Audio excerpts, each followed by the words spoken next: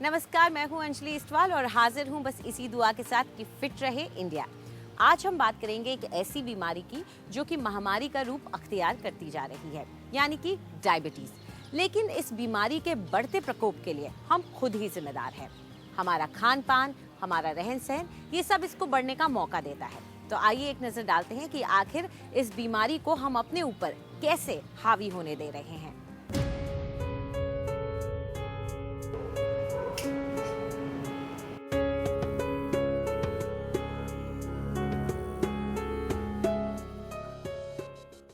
मुझे 15 साल से डायबिटीज़ है और मेरे को शुरू में जो सिम्टम्स हुए थे वो रैशेस नज़र आए। फिर डॉक्टर को दिखाया तो उन्होंने कहा कि इसको पहले दवाई दी, नहीं ठीक हुआ, फिर उन्होंने कहा टेस्ट करवा लो।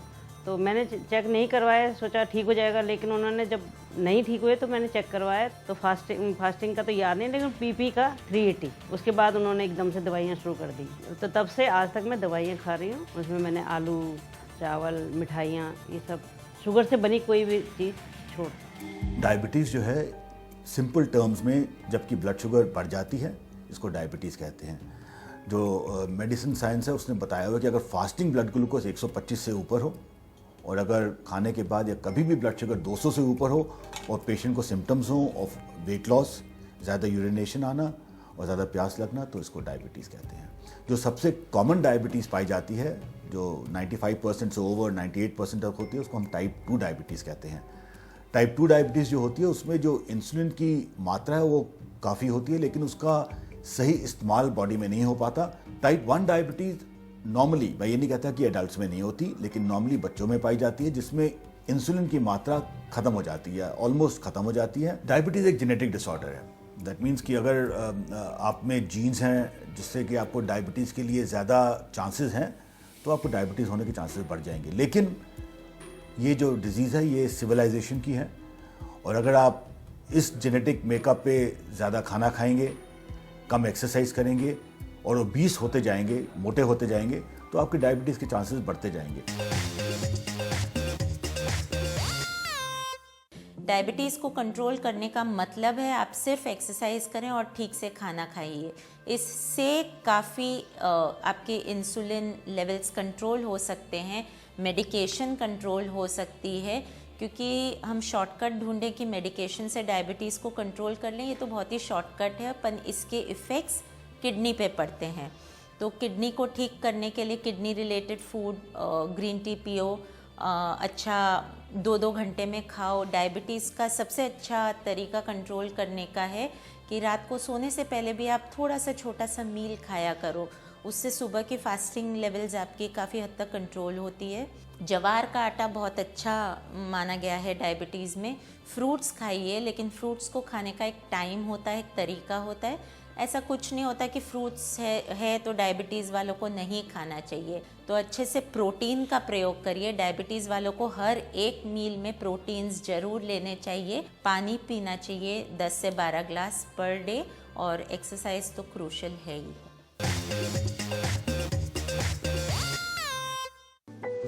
नमस्ते। आज हम शीतली प्राणायाम के बारे में थोड़ा सा जानेंगे। शीतली प्राणायाम सब लोग कर सकते हैं, उसमें कुछ नहीं ऐसा है कि आपको कोई प्रॉब्लम या बीमारी आप नहीं कर सकते। तो हम इसको किस तरीके से करते हैं, हम पहले अपनी टंग को एक टैको टंग कहते हैं बनाते हैं।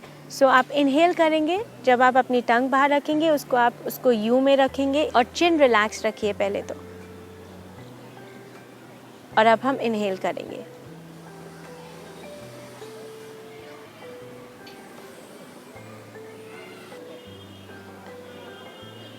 लिप्स बंद करके आप एक्सेल नाक से करेंगे। सो आज के लिए इतना ही। Thank you.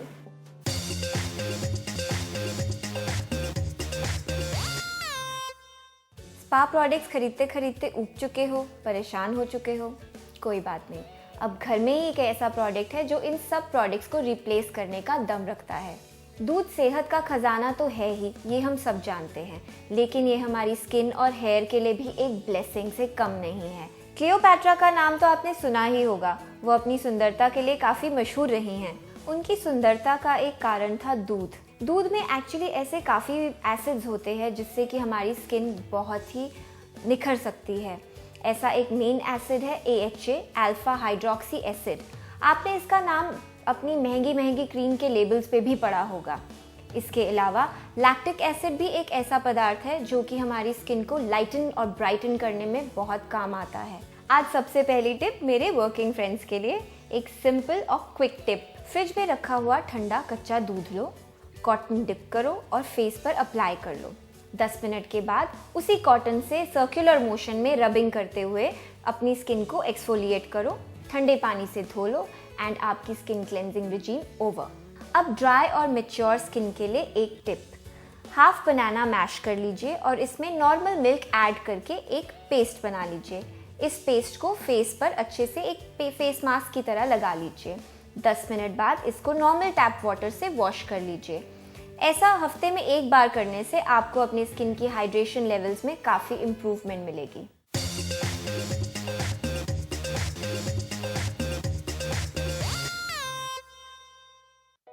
हम सभी की एक यूनिवर्सल प्रॉब्लम रही है, थोड़ा सा खाते हैं और पेट की चर्बी बढ़ जाती है। तो उसका हम क्या करें? उसके लिए हमें एक्सरसाइज करनी पड़ती है जो हमें अच्छी नहीं लगती, लेकिन अपने दिनचर्या में से केवल 5 मिनट निकाल के आप इस प्रॉब्लम का हल निकाल सकते हैं। इसीलिए मैं आपके लिए लाई हूँ कुछ बहुत ही सिंपल और इजी मूवमेंट्स जो आप कहीं पे भी कर सकते हैं। बस आपको एक मैट की ज़रूरत है और 5 मिनट का वक्त। चलिए पहली एक्सरसाइज मैं आपको समझाती हूँ। इसके लिए हमें अपने बैक पे लेटना है और हम लेग रेजेस करेंगे। इसे करने का एक तरीका है और मैं आपको समझाऊंगी।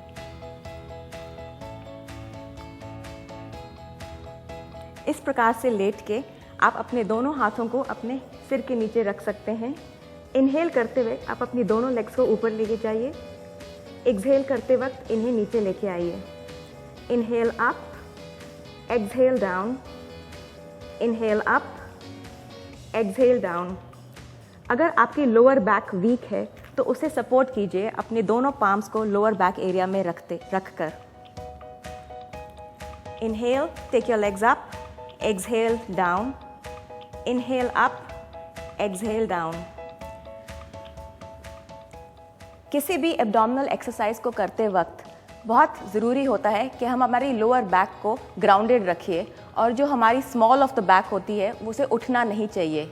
अपने एब्स को और टमी को टक्ड इन रखना चाहिए, तभी एक्सरसाइज इफेक्टिव होती है। आइए दूसरी एक्सरसाइज करते हैं जिसे हम फ्लटर किक्स कहते हैं। अपने बैक को सपोर्ट रखिए और छोटी छोटी मूवमेंट्स में अपने दोनों लेग्स को ऊपर नीचे लेके जाइए एक 30 डिग्री एंगल के लिए।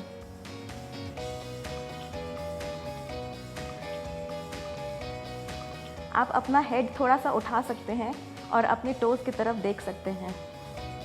अगर आपके नेक या शोल्डर में कोई इशू है तो उसे वापस नीचे रखिए। ये दोनों एक्सरसाइजेस हमें सिर्फ 30 सेकंड्स के लिए ही करनी है। हमारी नेक्स्ट एक्सरसाइज भी हमारे एब्डोमेन्स को ही टारगेट कर रही है। इसमें आप अपने दोनों फीट को फ्लैट रखिए और वापस लेट जाइए। हमें अपने टॉर्सो को ट्विस्ट करते हुए अपने हील्स को टच करना है। इसमें आप अपने ऑब्लिक्स और अपने लैटरल मसल्स को यूज़ कर रहे हैं।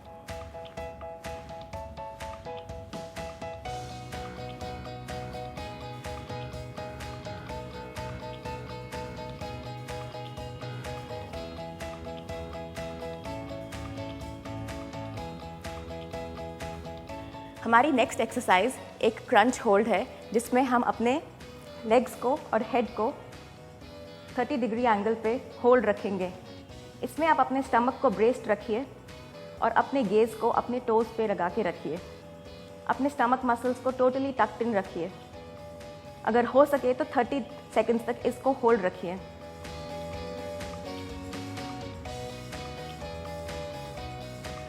ब्रीदिंग को आप नॉर्मल रखिए।